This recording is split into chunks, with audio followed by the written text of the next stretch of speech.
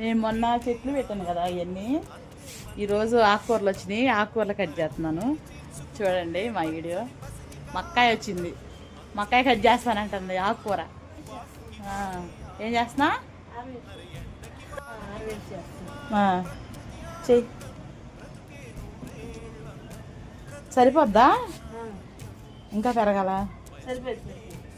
మక్కాయ నేను చేస్తానమ్మాయి మెంతుకూర అని అంటే మక్కాయ ఆల్రెడీ చక్కగా అత్తేస్తుంది. ఇప్పుడు ఏం చేద్దాం మెంతుకూరతో?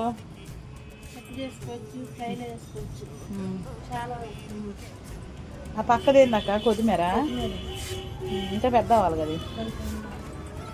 మళ్ళీ చల్లుకోవచ్చుగా ఇప్పుడు. మళ్ళీ చల్లితే ఇది గోంగూర. తోటకూర రాలేదక్క.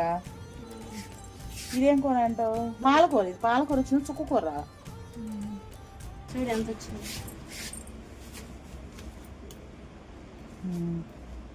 ఫ్రెష్, ఏ మందులేంది. ఆకుకూరలు కానీ ఇది కట్టించామక్క.